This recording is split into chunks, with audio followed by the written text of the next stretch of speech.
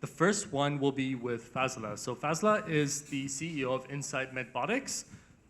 She brings a diverse set of experiences from commercializing technologies in healthcare, energy, and specialty materials in Canada and the US. She most recently was the founder and CEO of Molly Surgicals, which was acquired. Under her leadership, Molly Surgicals expanded to the US and the Canadian markets. Her team have earned global recognition, including the Times Best Innovations Award 2022, Fast Company Next Big Things in Tech, and multiple medical design excellence awards. So I'd like to welcome her on stage.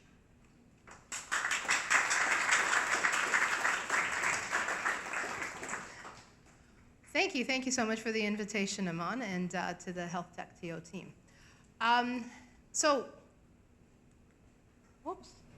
There we go. When I think back to starting out as a PhD chemist in the US at GE, and where I was running innovation programs for their business units in specialty materials, aviation and energy, to now building my second medical device startup for oncology, I often wonder to myself, how did I get here? And the thing is that I've always obsessively been curious about one question. What does it take to create products that impact people's lives? And I learned my first lesson at GE.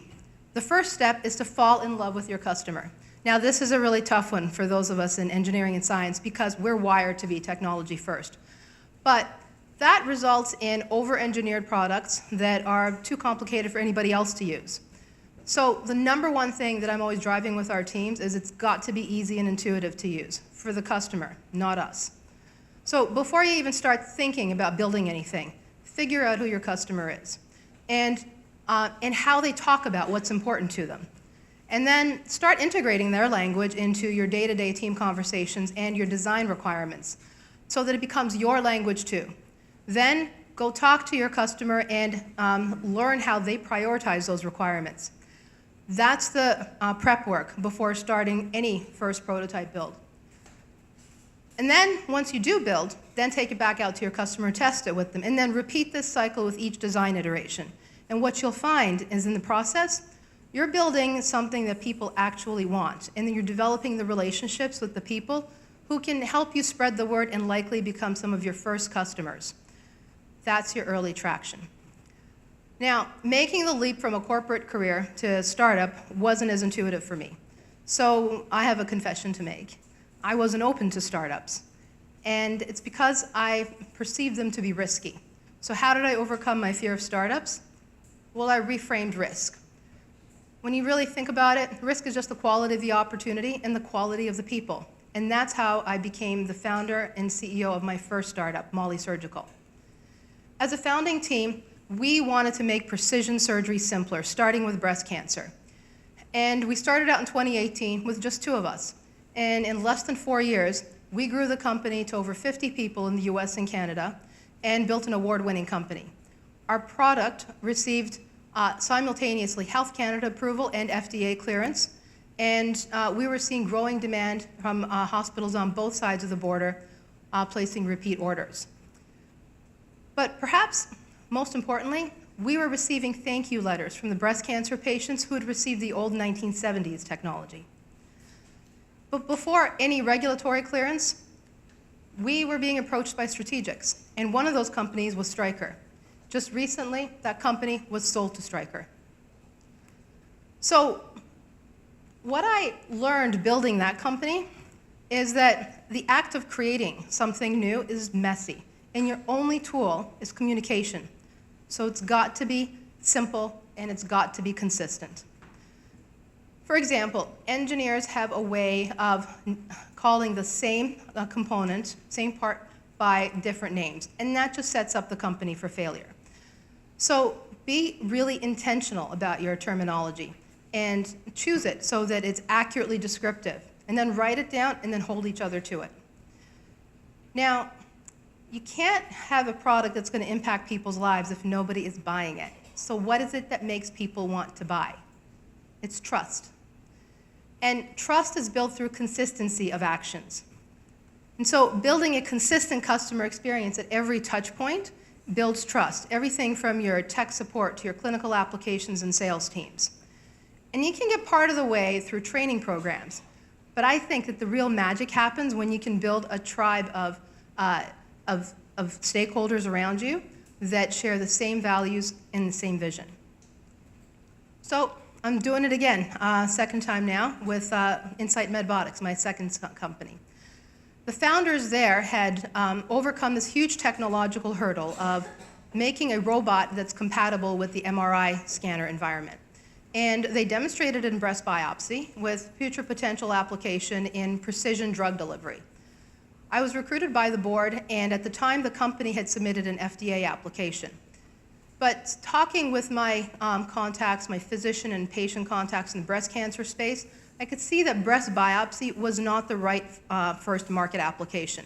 And so I took on the challenge as CEO to guide the company through market discovery.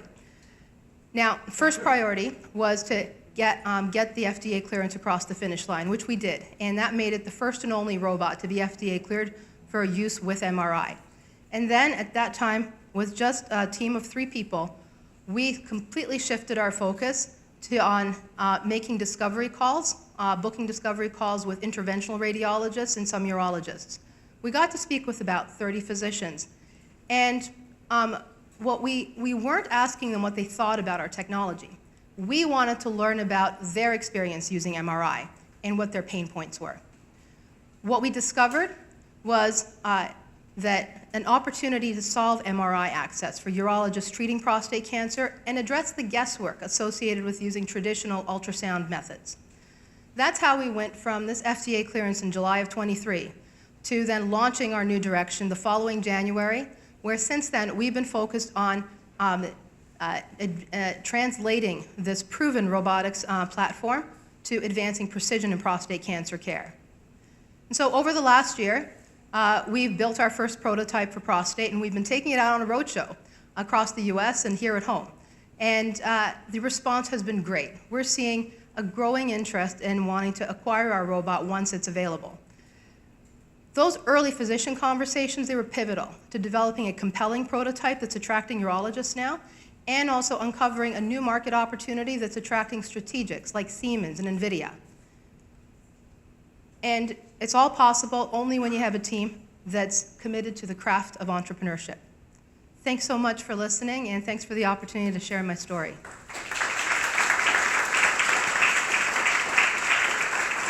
Thank you so much. We're going to do some Q&A. Does anyone have any questions? Hi. Hi. I've actually participated in a longitudinal study that compared the efficacy of scanning a prostate with an MRI to a PSA test. But my question as a recruiter is there are very few MRI techs. So if that ever becomes a standard, what is the likelihood, I'm not questioning the capability of the technology, of it actually being applied? And I just want to understand your question, just in terms of the availability of MR techs personnel to run the equipment? Yeah. Yes. Okay. So in our conversations with the market, that hasn't actually come up as a problem, so it's interesting. So it's something that I'd love the feedback. I'd love to take it back and test it. The Canadian market's very different from the US market, so I'm not sure if your comment applies to both markets. Does it?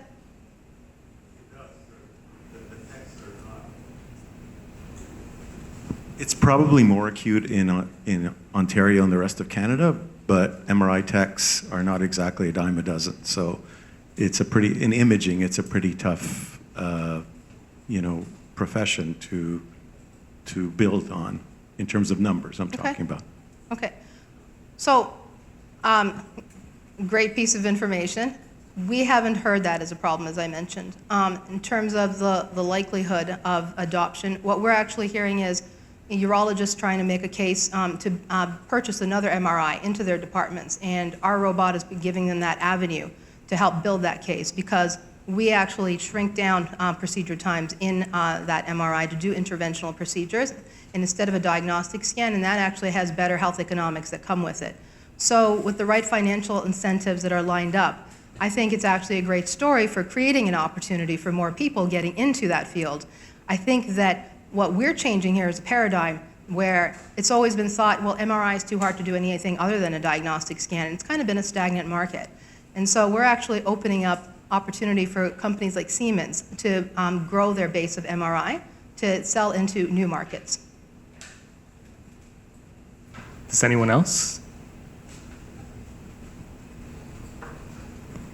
Hi, I have a question about your previous company, Molly Surgical. You mentioned and the slide showed that it was established in 2018 and you were very successful by 2022. So I wanted to understand that what was your progression for corporate structure between 2018 and 2022? Like how did you become eligible to sell in US apart from the FDA clearance? Like you had to establish a subsidiary or a reverse structuring was done, and how did it finally culminate? Yeah, we kept the headquarters here in Canada, but we did set up a U.S. subsidiary through which all the sales operations were run. And so that's really how we operationalized the company. We set up that U.S. subsidiary pretty soon within our first year, because we wanted to have establish everything. And then early on in the company's history, I had already started the process of recruiting who would be the sales lead and the president of the U.S. subsidiary to run the sales operations in the U.S. And so by about a year before our launch, we already had hired that individual operating under that U.S. subsidiary. All right, we have time for one or two more questions. We have one here. Thank you. Here. Fazila, here. Oh, there you are. I saw someone walking back I was there. hiding Thank behind you. her. No, sorry. We work with a lot of founders and business owners on the spectrum. Maybe they're early stage or they're more advanced in the size of the business and the revenue they bring in. And the general comment that we hear or observe is that you have to sell elsewhere first before Canadian adoption really picks up pace, whether it's in terms of investors, whether it's in terms of just general customer usage, or if it's B2B, depending on the service or the offering in general. Was that your experience? Is that something that you went through before? Is that something that you're trying to co-opt in your second business? Yeah, I think that there's two parts to answering that question. One is it'll depend on your particular product technology and how it fits to the market. For the MR opportunity that we're focusing on here at Insight MedBotics, very different climate in Canada than the US.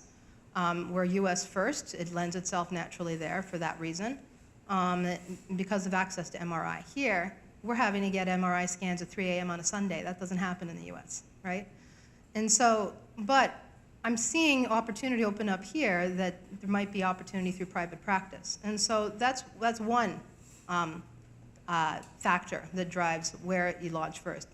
The second, I think it's just human nature when you win somewhere else and it's more attractive back home, right? And so I've always defaulted to getting the attention and making a case for the largest market, and we're frankly fortunate to be living right as a neighbor to one of the largest markets in the world. And then Europe is the next big one, of course, APAC. So I think it depends on your product, where it's going to play the best to really create that beachhead to expand from. Thank you. We have one in the back here. Okay. Thank you. Amazing. I'm amazed. I do have a business model question for you. Are you looking to grow the business via channel partnerships? You mentioned Siemens.